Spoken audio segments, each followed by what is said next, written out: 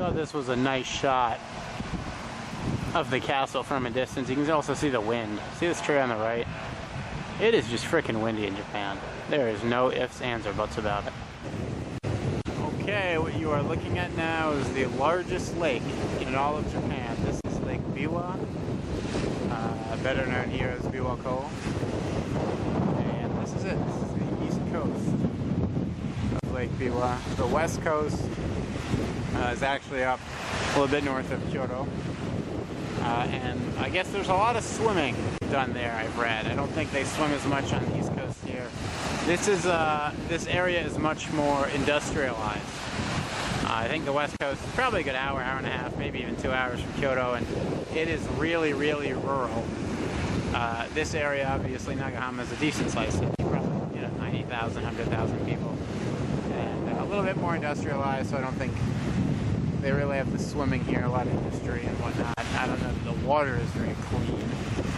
I'll tell you what you can notice more than anything else, for those of you who follow the blog and took a look at the photographs, there is more moving water on Lake Biwa than the Pacific Ocean when Sarah and I went to Okinawa. I mean, these are not big waves by any stretch, but you can see white water. I mean, the waves are actually breaking. They do not break in Okinawa. The water is very still. It's like a pond. So this is the most movement from water I've seen since I've been in Japan. Interesting. Okay, this is not quite Ellis Island or the Statue of Liberty, but this is an impressive monument right out in front of Lake Biwa. I'm walking south from the lake here, and it just keeps going. It's hard to see because of the sun being right behind it. I'll try and get another angle. This is like a little Buddhist complex here. It's like a whole garden area. They've got a little bamboo grove and a little pond. But this Buddha has got to be 15 stories. Here's a little pond. Guess they don't have enough water. Here's a bamboo grove.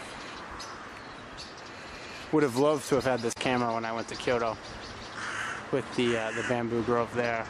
Let's try again with this Buddha as the clouds have come out now.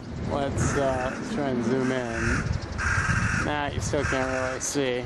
But, I mean, this guy's impressive. That's what you need to know. Let's just do a quick gander of the rest of this little garden complex. Pretty cool area, I guess. I mean, I don't know, you could come out here real often. Not really sure what you do, but, it's kind of cool to see. Here's the temple complex itself, and here's a little Buddha dude over here. Forgive me if I'm offending anybody by saying Buddha dude, but that's pretty cool. Yeah, so next stop is a surprise. I just noticed this on this pot area out here in front of this giant Buddha. It's where you burn incenses in this thing. It's a symbol of the Triforce. So obviously this is where Link and Ganon get their powers, and I guess Zelda too. She's got the Triforce of Wisdom. I believe power was on the top. Wisdom, I want to say, is bottom left, and courage is bottom right, but some of you nerds out there would know better than me. This is the K-Unkan. I don't know what the K is. And the second part means cloud, and then building. So, some kind of Buddhist garden. You can see it's remarkably beautiful. Really vibrant color. Trees and bushes and whatnot. A little shrine in here. Zoom in for you. There's the Shisa, if you remember from my trip to Okinawa. In the Okinawan Islands, they are thought to protect the islands from typhoon,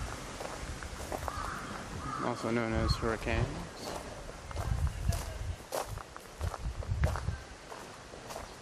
And here's a little dude here. Stop walking, got some writing. Not going to try and read it. And then, like most everything in Japan, well, construction. But these appear to be like gigantic bonsai or something. I don't know. They're like, 5-6 feet tall, which is obviously much bigger than bonsai, but obviously not regular tree size. One beautiful thing about Japan is they have this moss in these gardens. And it makes you feel like you're almost on a golf course. It's really something else. It appears they have a museum over there.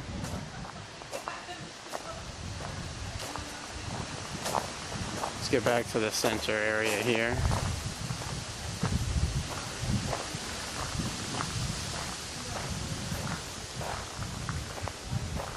Little building with the walkway. And I think we'll finish off this tour with a shot of this guy with some serious writing. I'll zoom in. Yeah, I'm not trying to read that. My Japanese has gotten better, but not that good. This is the Railroad Museum. Nagahama is home to the oldest collection, I guess, of like what's the word I'm looking for? Non-restored, right? 100% old school railroads. Nagahama has the stuff. Shout out to Jay Fitzy, who not only loves trains, but pulled someone out of a train during a train wreck one time. Guy is an American hero. Look forward to seeing you and Corey and Zach when I come home. I asked, and we're okay here. This is an old school rickshaw, I guess, showing you what goes on before the railroad.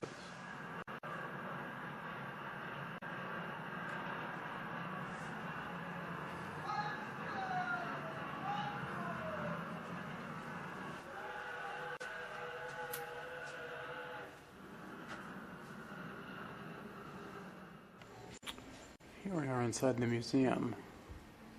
These are the big boys. Full action. Old school locomotive.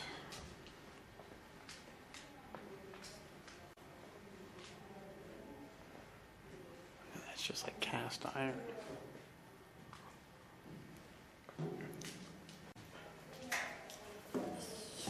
Take a look at these bad boys over here. Yeah. That's some serious machinery. You can even go inside.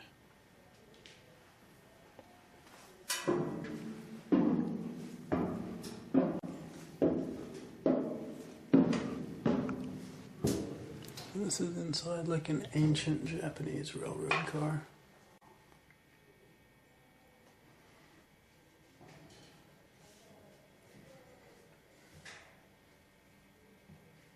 Pretty cool. Oh, we can go inside the other one too. This, I guess, is the caboose. Not a train expert, it's red.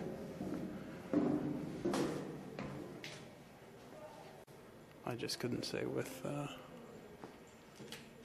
certainty here. But we're gonna take a shot inside this other guy too, I think. And let's check it out. Surprising number of people here for a Thursday at, I don't know, maybe 2:30 in the afternoon. We are now inside.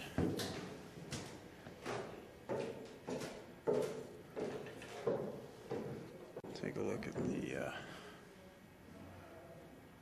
valves and stuff in there. Pretty cool, I think.